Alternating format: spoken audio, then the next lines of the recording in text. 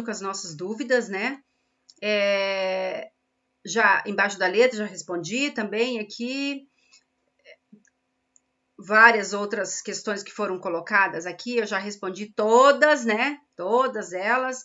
Então, a gente tomar cuidado aí quando você estiver escrevendo, por exemplo, estiver escrevendo Polícia Rodoviária Federal. Num primeiro momento, ou qualquer outra sigla, ou qualquer outra. Num primeiro momento, você escreve por extenso e coloca a sigla entre parênteses. Depois, toda vez que você for se referir, pode usar só a sigla, não tem problema nenhum, tá? Pode ficar tranquilo em relação a isso. Então, mas num primeiro momento a gente orienta para que essa palavra, essa sigla esteja por extenso antes, né, de você começar a usá-la, tá? Sempre nessas questões aí. Pensar, a maior situação dentro dessas dúvidas de vocês tem relação, a grande maioria, com a questão da separação silábica, com estrutura, tá? E com o gênero. O que é o gênero, né? Quando você precisa apresentar a tua opinião ou não. Como é que a banca coloca isso? O que é um texto argumentativo? Argumentativo quando a gente apresenta argumentos para contribuir com um posicionamento, tá? Quando que ele é expositivo? Quando você só apresenta informações sem necessariamente se posicionar, tá? O que acontece com a CESP? Se o texto for apenas expositivo e você, de uma forma ou de outra, apresentar um posicionamento, isso não implica em diminuição, prejuízo de nota. A banca coloca nos seus textos, nas suas padrão de respostas lá, que não há prejuízo se por um acaso você demonstrar algum tipo de posicionamento, ok? Tranquilamente em relação a isso. O que te prejudica? Quando obrigatoriamente você tem que apresentar um posicionamento, mas não apresenta. Aí sim você vai perder.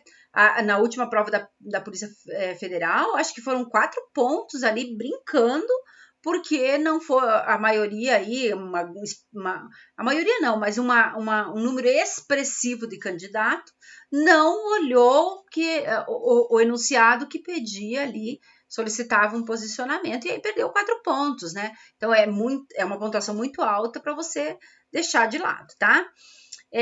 Nessas questões aí, quando a gente tem uma prova argumentativa, é necessário, sim, tá?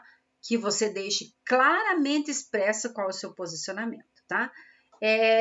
E isso você já tem que ter internalizado, olhar o enunciado com atenção, olhar os itens com atenção, em vez de, tenho que apresentar, não tenho que apresentar, aí descer o pau. Ali você tem uma prova, vai já anotando do ladinho de cada item o que tiver de exemplos ali, que você, ocorreram tal e tal exemplos, tal e tal. Os exemplos precisam ser diretamente relacionados com o item, não apresenta exemplos do além. Você está falando de batata e apresenta um suco de maracujá. Não pode fazer isso, né? Você tem que relacionar essa questão. Então, exemplos de comidas com batata.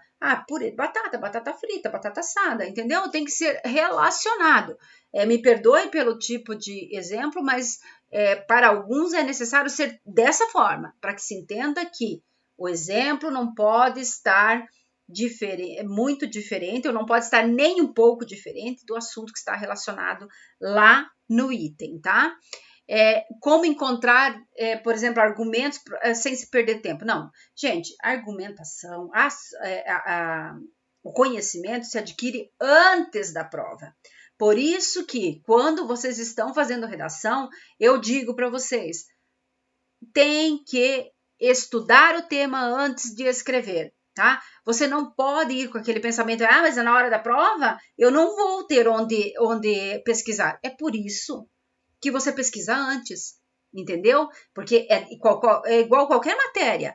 Você estuda a matéria antes para depois você fazer as questões. A redação é igual, pegou o tema, estuda o tema para depois escrever. Quando você estuda, você adquire conhecimento, você vai aprender sobre o assunto e você vai ter vocabulário e condições de escrever no texto. Se você ficar nessa de, vou escrever aquilo que eu sei, você não vai aprender nunca e não vai adiantar, né? Então, essa questão de encontrar argumentos e exemplos para não perder tempo na prova é conhecimento, é estudo antecipado. Não tem jeito de você adivinhar ou que você espere que um Espírito Santo, ou seja lá o que, baixe na hora lá e faça a prova por você. Isso não vai acontecer. Então, o estudo sempre foi aquilo que eu o tempo todo oriento. Estude o tema antes de escrever, afinal de contas, né, é uma matéria como qualquer outra, tá? A gente sempre pensando ali sobre assuntos, né? Ah, que assuntos, professora? Eu tenho aqueles 3 dentro da área da PRF, dentro da área de segurança pública, dentro da área de direitos humanos também, a parte de tudo que está relacionado com a PRF, direitos humanos PRF, tecnologia PRF, meio ambiente PRF, o que está relacionado dentro desses 3 eixos com a PRF, sempre, tá? O que vai relacionar, você vai estudar sobre isso, sempre pensando nessa questão, tá? Essa semana, esse momento, eu coloquei para vocês nos grupos, é para vocês ampliarem o conhecimento ou para vocês realmente solidificarem aquilo que vocês desenvolveram durante todo o tempo que fizeram redação. É para isso que serve esse tempo aqui, tá? Antes da prova. Em relação às questões de letras maiúsculas, minúsculas, tomem cuidado com essa questão, tá? A palavra Estado, quando o Estado, tá? Está se referindo ao país, à nação, tá? Constituída, é com letra maiúscula. Quando é uma unidade da federação, é com letra minúscula, tá? Então, você vai fazer essa distinção. Outra situação, Estado Democrático de Direito. Só a palavra Estado é maiúscula, democrático de direito não é, tá? Então, lembrar disso sempre. O uso das maiúsculas e minúsculas, né? Então, lembrar dessa forma para vocês não errarem questões básicas de escrita, né? Básicas de alfabetização, que eu vejo de forma constante nos textos os erros, tá? Então, assim, sempre lembrando que dentro desses textos, vocês têm que procurar repetir o mínimo possível as palavras. Por isso que é tão importante que na hora que vocês estão escrevendo, vocês se utilizem de dicionários para ampliar o vocabulário. Ampliar o vocabulário é necessário. Nós aqui, quando corrigimos, já colocamos para vocês as sugestões. Mas é uma necessidade que vocês também procurem, porque quando você enxerga a palavra, você consegue internalizar aquela informação e você vai lembrar, né? O nosso cérebro reage muito bem a cores, né? Para quem não é daltônico, obviamente.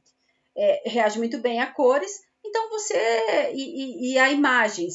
Então, quando você estiver marcando, fazendo pesquisas, marquem os textos com aqueles marca-texto, com várias cores diferenciadas. Olha nas minhas aulas lá, eu uso vermelho, azul, preto, laranja, verde, que é para que vocês lembrem sempre da estrutura baseada nas cores.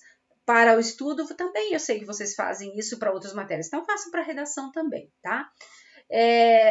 A maioria das questões de dúvidas enviadas são essas, né? Posso escrever com 3 parágrafos, não posso, tal, que eu já fui respondendo para todos aí, não deixei nenhuma aqui.